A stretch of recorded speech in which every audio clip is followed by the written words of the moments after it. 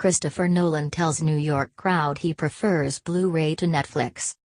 Admitting that every film is a big gamble, Christopher Nolan today sat down after a midday screening of his Dunkirk hosted by the Film Society of Lincoln Center. The discussion on the eve of the release of his World War II epic also featured the staunch supporter of theaters admitting he rarely uses Netflix when watching movies at home. He prefers Blu-ray, while he continued his long-standing mantra extolling the virtues of making movies with film. Is this a bigger gamble? Nolan asked rhetorically about Dunkirk, which opens in previews this evening before going wide Friday. I don't know, he said to the packed house at the Walter Reed Theater, but I do know that as a filmgoer, I'm always interested to see something different.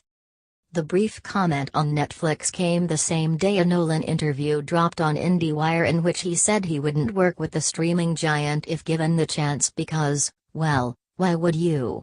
If you make a theatrical film, it's to be played in theaters, he said.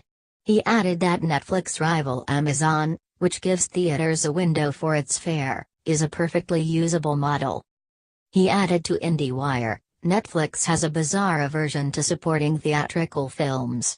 They have this mindless policy of everything having to be simultaneously streamed and released, which is obviously an untenable model for theatrical presentation. So they're not even getting in the game, and I think they're missing a huge opportunity.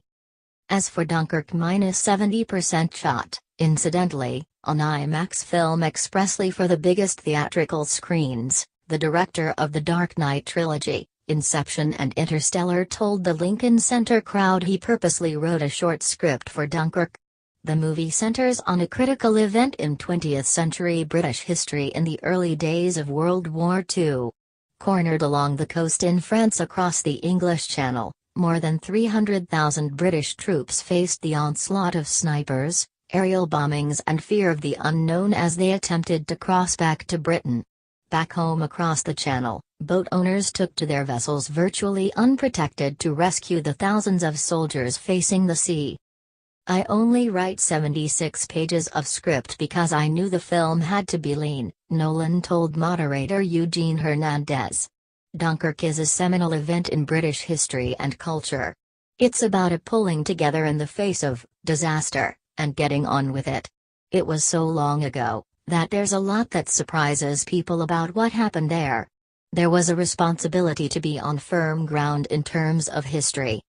Nolan said that when crafting Dunkirk he looked to the silent era of film history, as well as work by Alfred Hitchcock and French-born filmmaker Henri Georges Clouzot, to fill the gap in lieu of over-reliance on dialogue.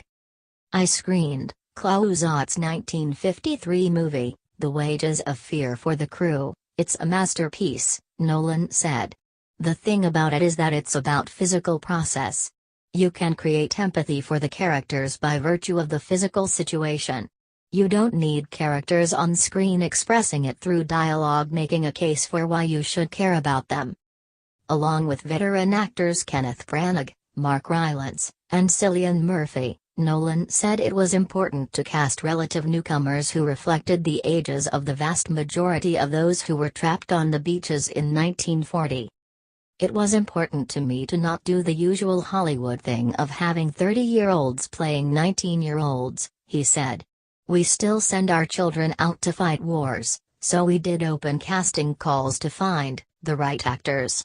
An 18 or 19-year-old doesn't have an expectation of taking on the whole German army. They just don't want to get killed. Former One Directioner Harry Styles is part of the younger members of the cast, which also include Fionn Whitehead, Tom Glencarney, Barry Keoghan and Billy Howell among others.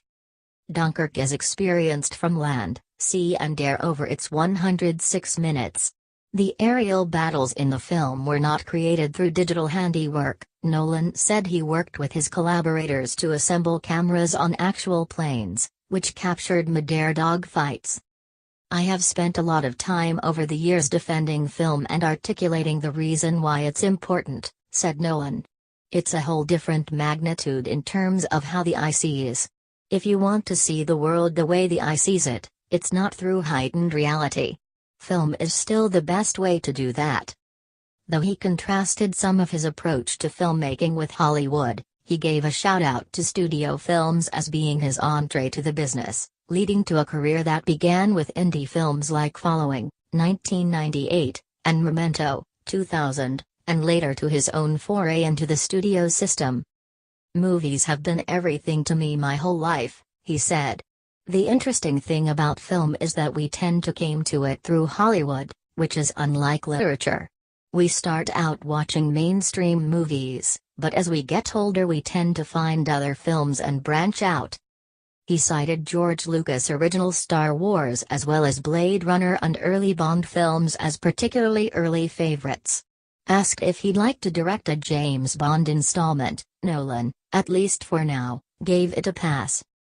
"They're doing terrifically without me," he said. "You go where you're needed."